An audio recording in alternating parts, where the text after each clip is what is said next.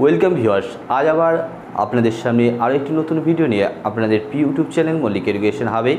আজকের ভিডিও আমরা মূলত তিনটি আপডেট দিতে চলেছি। প্রথমত রয়েছে 2014 প্রাইমেটেড ওএমআর কেস আপডেট, যেখানে প্রায় 60,000 ইন সার্ভিস টিচারদের ভাগ্য ঝুলে রয়েছে।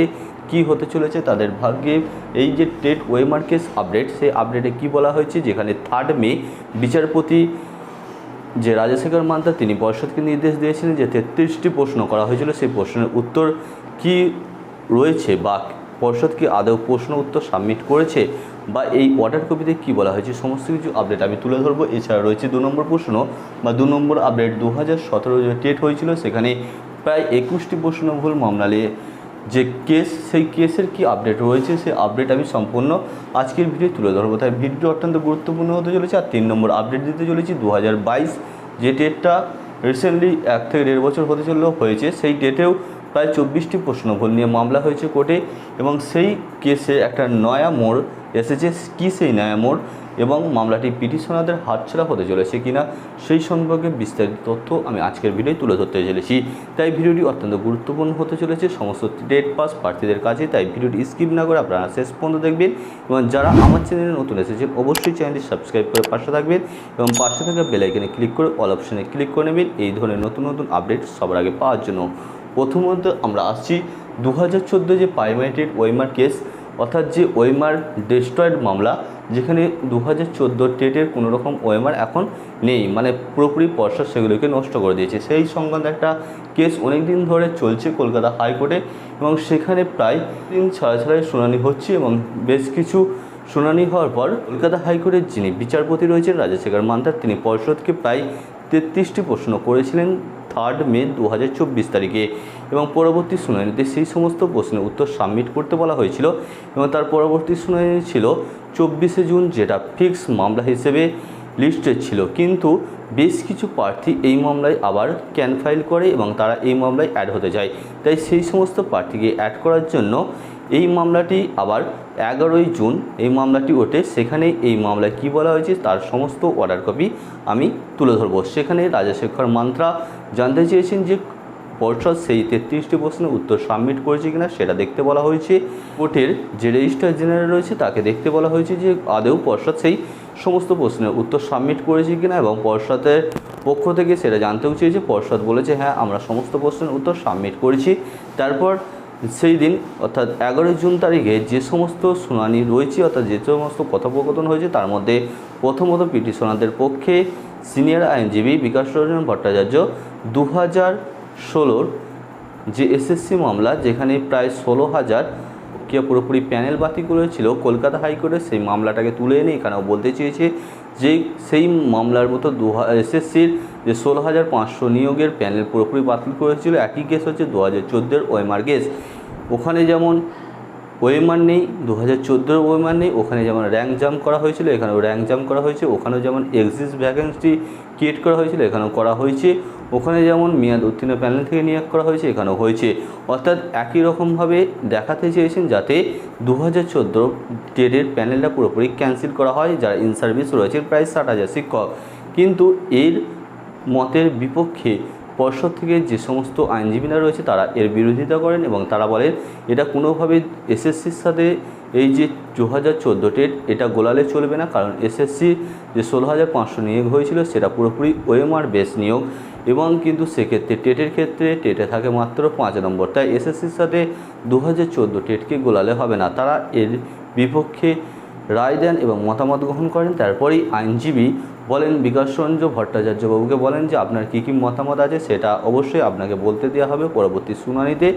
এবং আজকে শুধুমাত্র আমি অর্ডার দিচ্ছি যে সমস্ত ক্যান ফাইলগুলো রয়েছে বা যারা নতুন এই কেসে উঠতে চাইছে বা তাদেরকে অ্যাড করে নিয়ে আমাদের পরবর্তী শুনানি রয়েছে 24শে জুন, যে ফিক্সড মামলা ছিল যেটা 11 জুন উঠেছে। তাই এর পরবর্তী শুনানি হবে 2 জুলাই তারিখে, অর্থাৎ এই মামলাটি পরবর্তী শুনানিতে উঠতে চলেছে। সেই দিনই আমি সমস্ত কিছু শুনবো।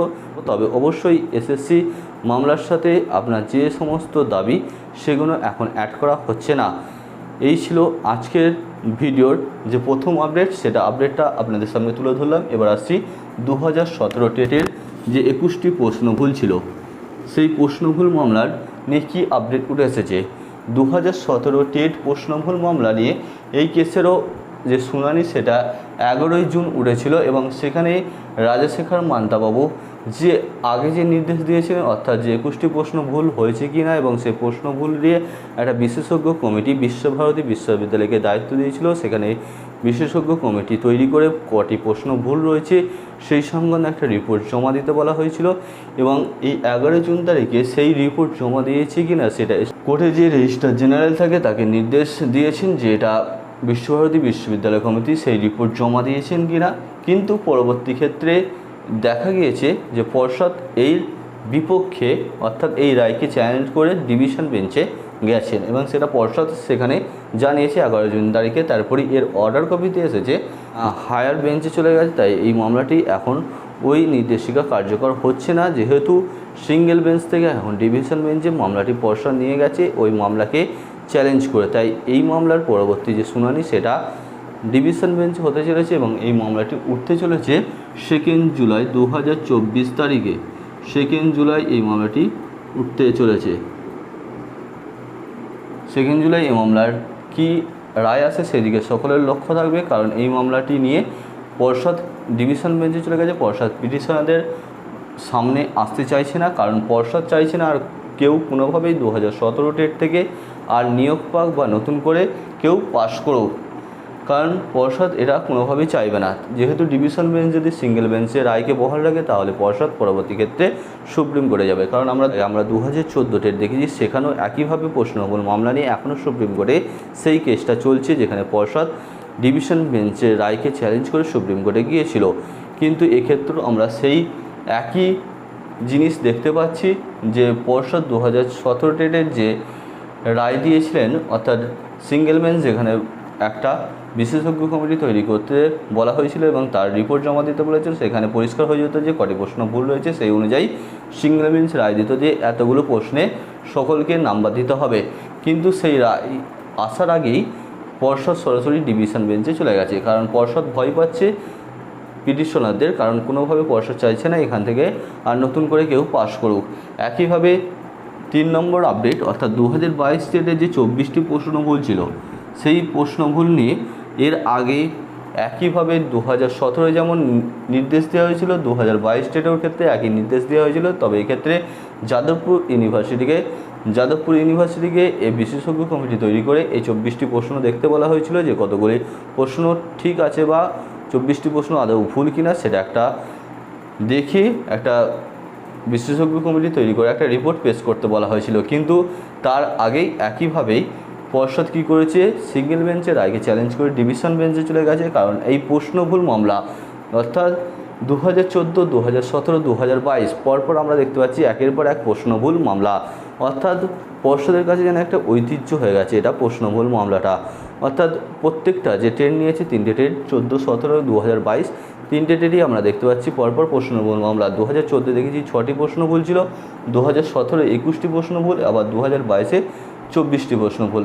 2014 যে 6টি প্রশ্ন ভুল এটা সিবিআই যে রিপোর্ট পেশ করেছেন বা তাদের যে চার্জশিট সেখানে উল্লেখ করেছে যে 6টি প্রশ্ন ইচ্ছাকৃতভাবে তৎকালীন যে পর্ষদ সভাপতি ছিলেন মানিক ভট্টাচার্য সেটা ইচ্ছাকৃত ভুল করে প্রায় বেশ কিছু প্রার্থীকে চাকরি পাইয়ে দিয়েছেন, অর্থাৎ পর্ষদ সভাপতি যাদের চাকরি দেওয়ার কথা বলেছেন তাদেরকে চাকরি পাইয়ে দিয়েছেন। এইভাবে তাদেরকে প্রশ্নভুল মামলায় কেস করিয়ে তাদেরকে চাকরি পাইয়ে দিয়েছে, এটি সিবিআই চার্জশিটে উল্লেখ আছে। তাই পরবর্তী ক্ষেত্রে এই মামলাগুলো সমস্ত সুপ্রিম কোর্টে ওঠে এবং পরবর্তী ক্ষেত্রে 2017 এবং 2022 থেকে অনেক পিটিশন একইভাবে প্রশ্নভুল মামলায় কোর্টে যায়, কিন্তু আর কোনোভাবে পর্ষদ চাইছে না, কারণ এখন যেহেতু 14 মামলাটা ধরা পড়ে গেছে বা অনেক রকম দুর্নীতি হয়েছে যেটা সরকারকে কালিমালিপ্ত করেছে পর্ষদ, সেক্ষেত্রে পর্ষদ আর চাইছে না 2017 বা 2022 টেট থেকে আর কোনোভাবেই কেউ পাস করে আসুক এই প্রশ্নভুল নিয়ে, কারণ সেক্ষেত্রে একটা দীর্ঘমেয়াদী প্রসেস আবার পর্ষদকে পেরোতে হবে। কারণ প্রশ্নভুল মামলা যদি নির্দেশ আসে যে এতগুলো প্রশ্ন সকলকে নাম্বার দিতে হবে, তাহলে আবার ওএমআর মূল্যায়ন করতে হবে, আবার নতুন করে টেট সার্টিফিকেট দিতে হবে, সেক্ষেত্রে পর্ষদের কাছে এটা অনেকটা চাপের বিষয় হয়ে যাবে। তার পর্ষদ চাইছে না 2014 বা 2017 বা 2022 থেকে আর কেউ টেট পাস করে আসুক। তাই তারা কি করছে 2022 এবং 2017 যে প্রশ্নভুল মামলা হয়েছে তারা প্রত্যেকেই ডিভিশন বেঞ্চে গেছে এবং ডিভিশন বেঞ্চে যদি রায়কে সিঙ্গেল বেঞ্চে রায়কে বহাল রাখে সেক্ষেত্রে পর্ষদ অবশ্যই সুপ্রিম কোর্টে যাবে, কারণ এর আগেও আমরা 2014 প্রশ্নভুল মামলায় দেখেছি। তাই মামলাটি পিটিশনারদের হাতছাড়া হতে চলেছে, কারণ যদি সুপ্রিম কোর্টে যায় আমরা দেখেছি সুপ্রিম কোর্টে পর্ষদ যেতে চাই সেটাই হয়, কারণ পর্ষদে যে সিনিয়র আইনজীবী দাঁড় করায় সুপ্রিম কোর্টে সেক্ষেত্রে বেকার চাকরি প্রার্থীদের সেই সিনিয়র আইনজীবীদের যে ফিস সেটা জোগাড় করা সাধ্যকর হয় না, কারণ এক একটা মামলা লড়তে এক একটা শুনানির জন্য প্রায় 15 থেকে 20 লাখ পর্যন্ত ফিস নেয় সিনিয়র আইনজীবীরা, যেটা বেকার চাকরি প্রার্থীদের কাছে জোগাড় করা সম্ভব হয় না। তাই বেকার চাকরি প্রার্থীরা তাদের যে কথা সেটা রাখতে পারে না সুপ্রিম কোর্টে। তাই আপনাদের যদি মনে হয় যে আপনাদের লড়াই করতে হবে, তা 2017 এবং 2022 যারা প্রশ্নভুল মামলায় পিটিশনার রয়েছে তাদেরকে অবশ্যই বলবো আপনারা সুপ্রিম কোর্টে এই কেসটা যেতে চলেছে সেই প্রিপারেশান বা মানসিকতা নিয়ে আপনারা এগোন যদি আপনারা এগোতে চান। এরপর আসছি 2022 টেট প্রশ্নভুল মামলা নিয়ে অনেকেই এখন কি করছে, টাকা তুলছে যে প্রশ্নভুল মামলা রুখে দাও এবং এটি কেস করো, কিন্তু এটা কেস করার জন্য যে টাকা তুলছে সেটা কোনোভাবেই এই ফাঁদে আপনারা পা দেবেন না, কারণ আমি সমস্ত কিছু সত্য জিনিসটা আমার যে চ্যানেল সেখানে আমি তুলে ধরি, কারণ আমি চাই না কোনো প্রার্থী এখানে ঠকে তাদের টাকা নষ্ট করুক, কারণ তারা এখন বেকার, তাদের কাছে এখন কোনো চাকরি নেই, তাদের কাছে এখন দরকার চাকরি, কারণ যে যেভাবে ভুল বোঝাচ্ছে তারা তাদেরকে সেইভাবে টাকা দিচ্ছে। কিন্তু প্রসঙ্গত জানার বিষয় হচ্ছে প্রশ্নভুল মামলার পিছনে পড়ে রয়েছে পর্ষদ, কারণ পর্ষদ কোনোভাবে আর চাইছে না 2022 টেট বা 2017 টেট থেকে কেউ পাস করে আসুক। তাই আপনাদের এই বিষয়ে আর না পড়লেও হবে বা কেস না করলেও হবে, অটোমেটিক প্রশ্নভুল মামলা নিয়ে পর্ষদ পড়ে আছে।